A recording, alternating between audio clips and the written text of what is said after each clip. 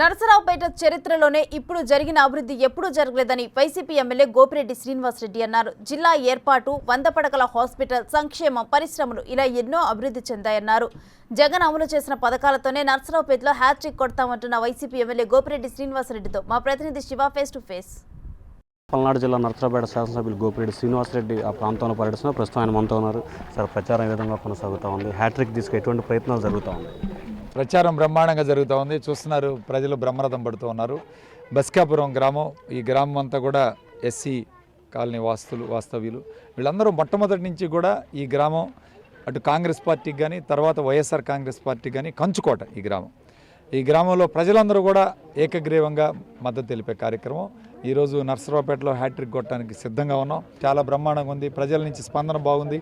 జగన్మోహన్ రెడ్డి గారు ప్రతి ఇంటికి కూడా సంక్షేమ పథకాలు అందజేశారు. ఈరోజు వాలంటీర్ వ్యవస్థ ద్వారా ప్రతి ఇంటికి చేర్చారు. ప్రజలందరూ కూడా సంతోషంగా ఉన్నారు. ఎప్పుడు ఆయనకు ఓటేద్దామా, ఎప్పుడు ఆయన ముఖ్యమంత్రి చేసుకుందామని సిద్ధంగా ఉన్నారని చెప్పి తెలియజేస్తాం. సార్, ప్రధానంగా మీరు మొదటిసారి గెలిచినప్పుడు ప్రతిపక్షంలో, రెండోసారి అధికార పక్షం. సో ఈ అధికార పక్షంలో ఉన్నప్పుడు చేసిన అభివృద్ధికి సంబంధించి ఎటువంటి అభివృద్ధి కార్యక్రమాలు అంటే నరసరావుపేట అంటే గతంలో కోడేల మార్కు ఉండేది, ఆ మార్కు చేరని ఎటువంటి అభివృద్ధి చేశారు? ఖచ్చితంగా ఈరోజు నరసరావుపేటని పల్నాడు జిల్లా హెడ్ క్వార్టర్స్ చేశాం. మొట్టమొదట 65 సంవత్సరాల నుంచి హెడ్ క్వార్టర్స్ కావాలనే కళని ఈరోజు నిజం చేసిన వ్యక్తి ఈరోజు జగన్మోహన్ రెడ్డి గారు. నరసరావుపేటని ఈరోజు జిల్లా కేంద్రంగా చేయటం, అనేక ఎస్పీ గారి ఆఫీస్ కానీ, కలెక్టర్లు కానీ, పలు జిల్లా ఆఫీసులన్నీ కూడా నరసరావుపేట రావటం, పాలనా పరంగా సౌలభ్యంగా ఈరోజు ప్రజలకి బ్రహ్మాండంగా అందుబాటులో తీసుకున్నాం. అట్లానే జేఎన్టీయూ కాలేజ్ దాదాపు 150 కోట్ల రూపాయలతో మా హాయంలో నిర్మించి జేఎన్టీయూ క్యాంపస్ అంతా కూడా గతంలో ప్రైవేట్ కాలేజీలో నడుస్తుంటే ఇప్పుడు ప్రభుత్వ క్యాంపస్కి 87 ఎకరాల క్యాంపస్కి షిఫ్ట్ చేయడం జరిగింది.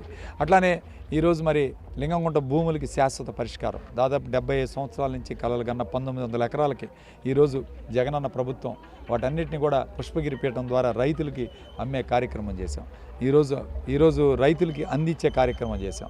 సో దీనివల్ల శాశ్వత పరిష్కారం లభించింది. అట్లానే ప్రభుత్వ హాస్పిటల్ 200 పడకల హాస్పిటల్ 57 కోట్లు పెట్టి మరో 200 పడకల డిస్టిక్ హాస్పిటల్గా ప్రమోట్ చేసి ఈరోజు 400 పడకల హాస్పిటల్ సిద్ధం చేసే కార్యక్రమం చేశాం. మున్సిపాలిటీలో శివారు ప్రాంతాలన్నీ కూడా కలిపి ఈరోజు మొత్తం అన్నీ కలిపి ఈరోజు మున్సిపాలిటీలో విలీనం చేయటం వల్ల పలు ప్రాంతాలకి మంచినీళ్ళు కానీ, రోడ్లు కానీ, డ్రైన్స్ కానీ ఇవన్నీ కూడా ఏర్పాటు చేసాం. గత 30 సంవత్సరాలు 40 సంవత్సరాల కల్లా ఆటో నగర్ ఏర్పాటు చేయించాం. 20 ఎకరాలు స్థలం కేటాయించి ఆటో నగర్ ఏర్పాటుకు సిద్ధం చేసాం. కేంద్రీయ విద్యాలయం, వెటర్నరీ పాలిటెక్నిక్ కాలేజీ, ప్రభుత్వ డిగ్రీ కాలేజీ ఇవన్నీ కూడా మా హాయంలో అభివృద్ధి చేసాం.